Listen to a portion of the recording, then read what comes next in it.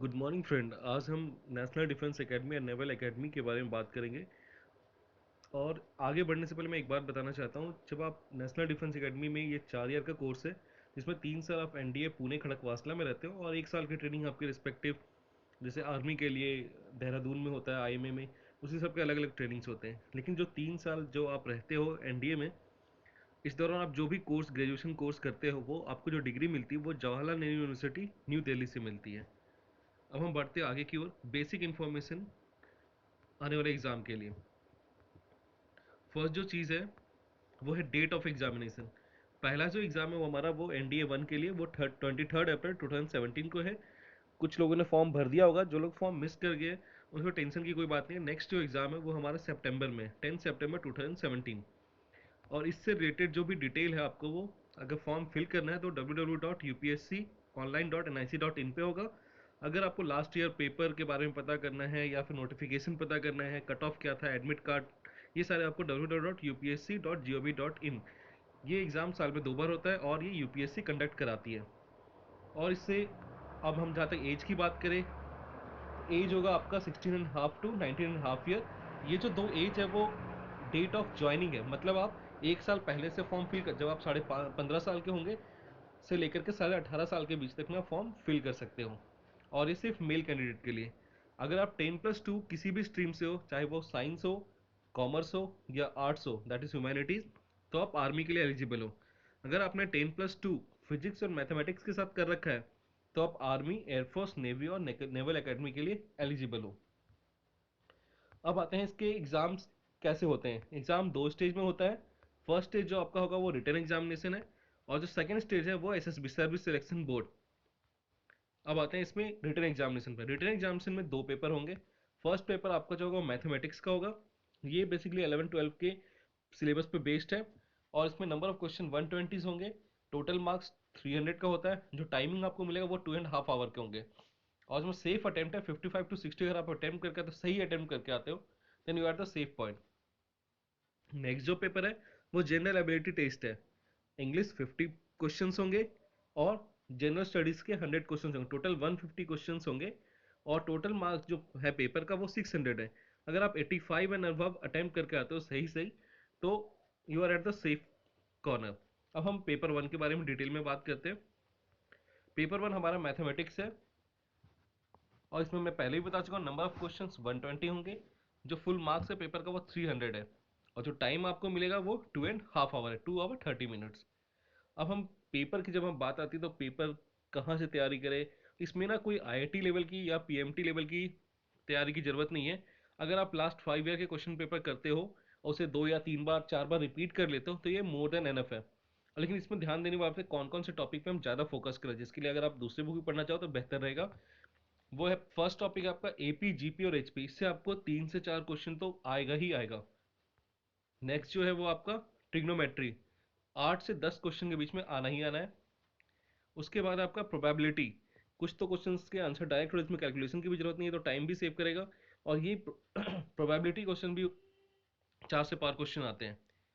Next जो है आपका maximum minimum, matrix and calculus, that is differentiation and integration. Basic, कोई हाई लेवल पढ़ने की जरूरत नहीं है। अगर आप इतना कर लेते हो तो आप इजिली 60 to 65 क्वेश्चन स्कोर कर लोगे। अब हम आते हैं सेकेंड पेपर पे। जो हमारा सेकंड पेपर है वो है general ability test. Total number question इसमें 150 होगा। मैंने पहले ही बोला ये 2 पार्ट में डिवाइडेड है। फर्स्ट इसमें इंग्लिश के 50 क्वेश्चन होंगे, 100 क्वेश्चन जनरल स्टडीज के होंगे। अब इंग्लिश में कौन कौन से टॉपिक आते हैं जो इंपॉर्टेंट हमें प्रिपेयर रखना है। एंटोनिम सिनोनिम्स, इतने सारे एंटोनिम सिनोनिम्स कहाँ से याद करें, इतने सारे याद करना, मगअप करना पॉसिबल नहीं है। मुझे तो, मेरे लिए तो पॉसिबल नहीं है। अगर आप याद कर सकते हो it is better from your side. लेकिन जहाँ तक मैंने स्टडी किया है 5-7 साल के पेपर, मैंने ये देखा कि मोस्टली जो वर्ड्स, मोर देन 85% जो एंटोनिम सिनोनिम्स आते हैं वो हिंदी और द इंडियन एक्सप्रेस न्यूज़पेपर के एडिटोरियल सेक्शन से आते हैं। अगर आप उसे पढ़ते हो तो आपको दो बेनिफिट हो जाएगा। फर्स्ट, आपके वर्ड्स भी प्रिपेयर हो जाएंगे। सेकंड, आपके जीएस का कंटेंट भी तैयार हो जाएगा। थर्ड, जब आप रिटर्न क्लियर करके एसएसपी में जाओगे तो उसमें 2 पार्ट होते हैं, एक इंटरव्यू, पर्सनल इंटरव्यू, और जो ग्राउंड टेस्ट होता है उसमें जीडी होती है, उसमें बहुत हेल्पफुल होगा। नेक्स्ट जो है वो सेंटेंस एंड पैराग्राफ अरेंजमेंट। इसके लिए आप, अगर डेली 10 to 15 क्वेश्चंस करते हो तो ये बेटर होगा। आप कभी फॉर ग्रांटेड मत लेना। हमें ऐसा लगता है मोस्टली जो इंग्लिश मीडियम स्कूल से स्टूडेंट्स होते हैं वो सोचते हैं ये सर इंग्लिश का टॉपिक तो बहुत ही आसान होता है, ये तो इजिली हम कर लेंगे, लेकिन ऐसा होता नहीं। जब आप लास्ट ईयर का पेपर एक सॉल्व करोगे तो आपको ऐसे पता चलेगा कि बहुत सारे ऐसे जगह जहाँ पे हमारी लूफोल्स है सॉरी, इन लूफोल्स को क्लियर करने के लिए बेटर है कि आप 10 to 15 पैराग्राफ और सेंटेंस के क्वेश्चन डेली सॉल्व करो, ताकि जो 8 to 10 क्वेश्चंस आते हैं वो तो इजिली आपको मिल जाए। नेक्स्ट जो टॉपिक है एरर, इसमें लास्ट ईयर क्वेश्चन से आपको, अगर लास्ट ईयर क्वेश्चन आप करते हैं तो आपको बेनिफिट ये मिलेगा, पैटर्न पता चलेगा, और कुछ क्वेश्चंस तो रिपीटिव इन नेचर होते हैं लेकिन 100% नहीं। और इसके लिए मेनली जो एरर का पार्ट है वो पार्ट्स ऑफ स्पीच से होता है, लेकिन मैं यही करूंगा इसके लिए पूरा सिलेबस ग्रामर, इसलिए मैंने डॉट डॉट डॉट लिखा है। और एक बात, अगर आप इन क्वेश्चंस में 100% श्योर हो तभी अटेम्प्ट करना, अगर हल्का सा भी डाउट है तो फिर इन क्वेश्चंस को छोड़ देना। नेक्स्ट है कंप्रीहेंशन।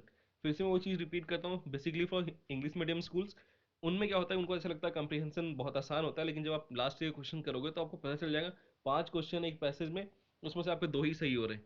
तो बेटर है कि इस तरह के मिस्टेक्स एग्जाम में ना हो, इसलिए आप पहले से प्रिपेयर कर लो। अगर आप 5 क्वेश्चन भी हर दिन सॉल्व करते हो तो एग्जाम तक आपकी इतनी प्रैक्टिस हो जाएगी, आप एक भी क्वेश्चन मिस नहीं होंगे। अब आते हैं one word substitution, idioms and phrases. इसके लिए आपको अलग अलग बुक्स पढ़ने की जरूरत नहीं, उससे टाइम वेस्ट होगा। बेटर है कि आप एक बुक को 2 या 3 बार पढ़ लो, 4 बार पढ़ लो, ताकि आपके अगर कोई वर्ड्स आते हैं तो मिस ना हो। इसमें क्या होता है, अगर जो 4 बुक से वो वर्ड नहीं आया है, कम से कम आपने जितना पढ़ रखा आपको पता तो है कि आपने इसका आंसर ये है, तो आपको एलिमिनेशन करने में भी यूजफुल होगा। अब हम नेक्स्ट जो हमारा टॉपिक है वो है जीएस। जनरल स्टडीज में का जो 95% सिलेबस है वो क्लास 6 to लेके 10th की एनसीईआरटी बुक, जिसमें social science, science, disaster management है, कवर करता है। अगर आप थॉरली इन एनसीईआरटी फोकस करते हो तो आप मोर देन 95% सिलेबस आपको ऐसे ही कवर हो जाता है। इसके अलावा जो 5% में आपका मान लो बेसिक आ गई साइंस की 11 and 12 की, न्यूमेरिकल पे मत जाना, डीप न्यूमेरिकल कुछ भी नहीं आता, लेकिन हाँ ग्राफ्स दिए हुए होते हैं, जैसे करंट और वी आई आर ग्राफ होते हैं वो दिए हुए रहेंगे, motion, uniform motion, non uniform motion के ग्राफ दिए हुए रहते हैं, आपको आइडेंटिफाई करना होता है। नेक्स्ट जो टॉपिक करंट अफेयर्स, ये एक बहुत ब्रॉड टॉपिक है, लेकिन अगर आप एनडीए के पैटर्न को देखो तो करंट अफेयर्स बेसिकली कहाँ से आते हैं।